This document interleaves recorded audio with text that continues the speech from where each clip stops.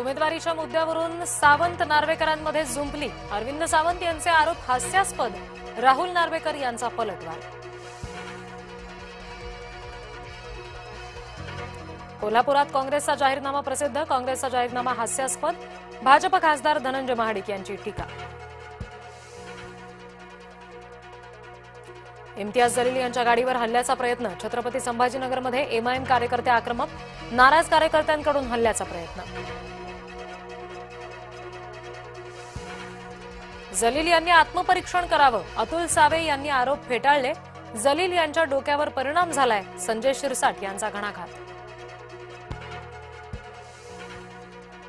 अकोट अंबरनाथमध्ये युतीमुळे स्थानिक नेत्यांवर मुख्यमंत्र्यांची नाराजी, जय महाराष्ट्राला सूत्रांची माहिती। महाराष्ट्रात भाजपसोबत सत्तेत कुठेही बसणार नाही, आमची विचारधारा भाजप विरोधातली, इम्तियाज जलील यांनी केलं स्पष्ट। विकसित पुणे, पुण्यामध्ये भाजपचा जाहीरनामा, मुरलीधर मोहोळ यांच्या उपस्थितीत जाहीरनामा प्रकाशित।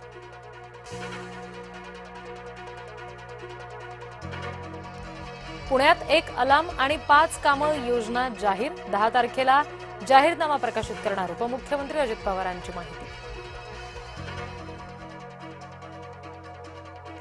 ठाकरे बंधूंच्या संयुक्त मुलाखतीचा टीजर रिलीज, भ्रष्टाचाराच्या गोष्टी फडणवीसांनी करूच नये, राज ठाकरेंचा हल्लाबोल। अशा मुलाखतीतून मतं मिळत नसतात, ठाकरे बंधूंच्या संयुक्त मुलाखतीवर भाजपच्या चंद्रशेखर बावनकुळे यांचा टोला।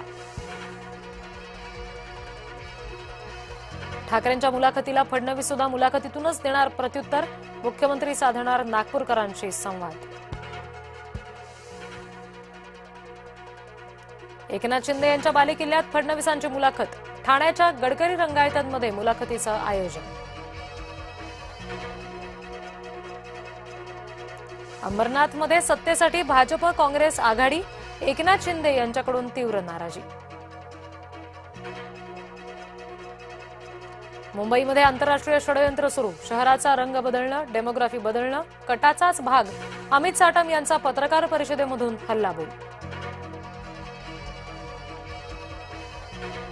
अजित पवार यांच्याकडून दोन्ही राष्ट्रवादी एकत्र येण्याचे संकेत, काकांच्या कृपेने चांगलं चाललंय, भर सभेत केलं वक्तव्य। पवार कुटुंबीय राजकारणात सेल्फ गोल करतात, ओबीसी नेते लक्ष्मण हाकेंचा हल्लाबोल। गुन्हेगारी पार्श्वभूमी असलेल्या उमेदवारांची यादी थेट मुख्यमंत्र्यांकडे, पुण्यातल्या उमेदवारांमध्ये गुन्हेगारीशी संबंधित 20 नावं, फडणवीस काय कारवाई करणार याकडे लक्ष। एकनाथ शिंदे म्हणजे भगव्या आड लपलेला सैतान, ठाकरे गटाचे आमदार नितीन देशमुख यांचा हल्लाबोल। रवींद्र चव्हाणांच्या विलासरावांवरील वक्तव्याविरोधात काँग्रेसची लातूर बंदची हाक, अमित देशमुख यांच्याकडून मात्र बंद न पाळण्याचं आवाहन।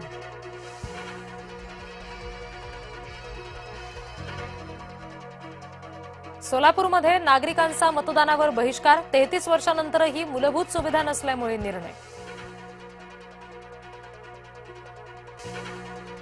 अकोल्यात हल्ला झालेले काँग्रेसचे ज्येष्ठ नेते हिदायत पटेल यांचा मृत्यू, हल्लेखोर उबेदच्या आवळल्या मुसक्या, तर सर्व आरोपींच्या अटकेसाठी समर्थक झाले आक्रमक।